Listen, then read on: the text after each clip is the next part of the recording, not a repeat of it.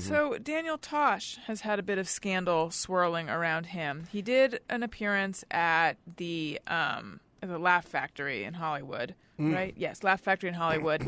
And a woman wrote a blog post saying that what happened is he made some. This is what she says. He has a different, or there's another side of it. But she says he said some very generalizing, declarative statements about rape jokes always being funny. She shouted back, actually, rape jokes are never funny. And then he paused for a minute and said, wouldn't it be funny if that girl got raped by like 5 guys right now? Like right now. What if a bunch of guys just raped her? This is what she says he said. Right. And then she felt stunned and scared and thought it was hard to process what was happening and realized she needed to get out of there. So she and her friend, hightailed it out of the club. That's what she says happened. The owner of the club says, no. I'd keep the tail down low if there was the bounty on Lower it. your tail. Lower that Even tail. my dog knows log that. roll. Yeah, your dog knows to keep that tail down. Right. Especially Tail when down. the raping decree has gone out from Tosh. The owner of the club, though, says that what happened is he said, what should we talk about? Someone yelled rape. She said, let's not, something like rape's not funny. And then he said she sounds like someone who's been raped by 5 guys. Well, So- look, here's first off. And the owner says that she didn't leave, and instead she stayed through the show and afterwards talked about how she felt insulted, and he gave her tickets to another show. So she could get insulted. Yeah, Michael Richards is Richards. coming in next Exactly. week. Here you go. Here you go, Nichilla. All right. I've said it many times in defense of myself, and now I'll say it in defense of Daniel Tosh. Comedians, when did we start holding them up to this, senator, politician, school teachers? He's a comedian. Right. Comedians are supposed to shake things up and stir things up, number one. That's kind of their job. Otherwise, they're usually sort of boring. Number two, when you're on stage and somebody yells something out, you only have a split second to really reply. It's not like you get your publicist in the room and you sit down and go over a host of possible answers. Also, the nice version of whatever it is that's going to come out of your mouth is rarely the funny version. As I've said many times, if somebody yells, what do you think of your mother-in-law? You can't yell, she's a delight and I love her dearly back, because that is not funny. Now, your mother-in-law is going to get pissed, but you're trying to get laughs as a comedian. And in a way, you owe it to the other 200 people in the room who would like to laugh at the expense of the one person who you're going to piss off. I mean, there's no comedian I know. First off, most comedians I know are pussies. They don't want to get into it, like physically get into it. But every comedian I know, all 5'0" of them with no arms and no boxing experience, will stand up on stage and go, hey, motherfucker, I don't go down to your shitty job and fuck with you when you're working a mop. Now, the worst, they don't want to see that guy in the parking lot, but they realize if they're up on stage and they go, I'm sorry, can we send over a margarita or something to make this right? I didn't realize I'd crossed the line. Then they're going to get shit. They're going to look like pussies, and they're going to get booed. And the other 199 people in the room will not enjoy that exchange. Plus the response, in addition to having the obligation to try and say something funny when someone says something contentious, your instinct is to react back like a lion tamer putting that lion back in check that swatted you with the paw. Right. That's a wild beast out there, the whole audience as a whole, and you need to sort of control them. Right. Otherwise, it's pitchforks and you suck all the way around. Right. And when did the audience decide that they need to sound off when a joke is not to their liking? Like, Yes. laugh at the stuff that you find funny, but you don't now have to put up a protest banner and a verbal tweet. You need to be the one conscious, you didn't like. conscience of the nation. The Laugh Factory owner guy was saying that this has been happening more and more lately. Well, we talked about this at the beginning of the show, this sort of empowerment, this sort of entitlement. Like, look, you're the audience. We're all in the club except for one person is on stage and getting paid. We're not all part of the act.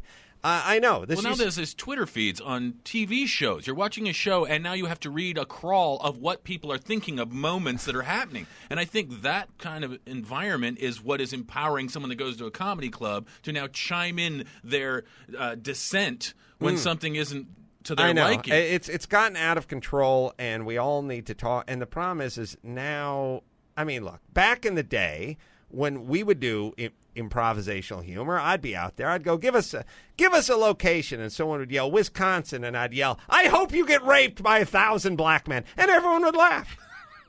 It was a different time. It's a classic joke. It is just that is a classic joke. I grew up on that one. If you grew up, we all know that one. So yeah. All right. So look, he's a comedian. Comedians don't really set any policies, and they're supposed to say stupid stuff. And by the way, when do we stop this? Like when Copperfield says he's going to make the Statue of Liberty disappear, should we put a hit on him so he doesn't un-American. ruin and this? That's why there are different types of stand-ups, from totally blue body, awful filth to wordy, acerbic, observational. Sure. You find your level, and then don't go back to the ones that you were offended by. Yes, absolutely. I just, it's driving me insane that it's not that. And by the way, I would be fine with it if I thought that people actually cared, but they don't care. We're in this. We're doing this weird regression thing, which is, as adults, we're all buzzing about Comic-Con.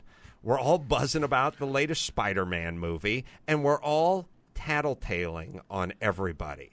It's a very immature, very should have left it in the schoolyard 25 years ago approach to life. Adults, turn of the century, gentlemen, especially gentlemen, did not tell stories about other people, did not try to get other people in trouble. It's ironically intolerant and judgmental.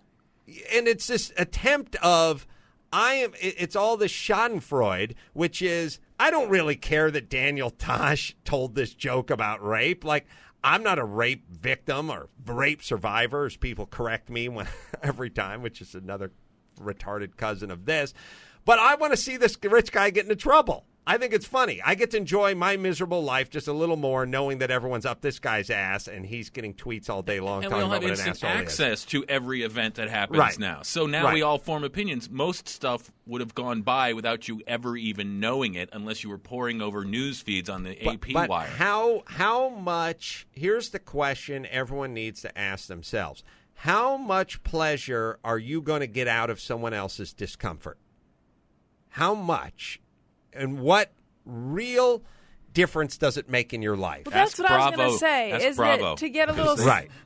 Not Bravo, you're right, but the station, the network. Overly psychological about it. Like, do you really give a flying fuck what Daniel Tosh said? No. Who is he to you? You're upset because someone in your life said something to you that you had to listen to and you didn't want to hear it, and now you're displacing it a million times over. But you know what? I don't even think you're upset. I think you are seizing this opportunity to jump in with the group of people that are upset, saying, and yes, there's two groups. There's the group of, well, stepdad did something horrible to me when I was 9, and I have all these feelings that I haven't dealt with, and now they've just bubbled up to the surface. But I think everyone feels pushed around. But we do? I think so. Quiet, a man's talking. Okay. Sorry. Shh. Quiet means sorry as well. A lot of people don't know that.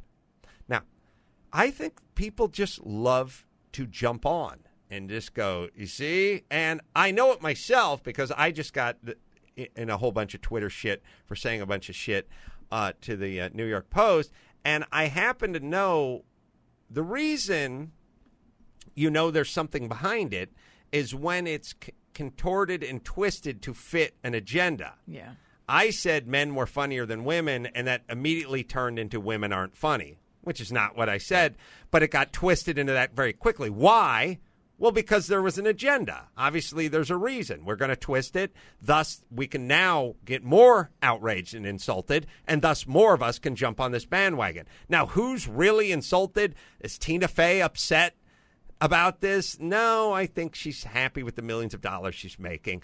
Is there somebody who is legitimately funny who now thinks they're not funny because I said this, or thinks that I'm, by the way, you've been called the homophobe, the xenophobe, the misogynist. Do you think there's anyone that actually thinks I hate women or I hurt women or I abuse women in any way, shape, or form? No, they don't think that. Just they don't your wife. Actually.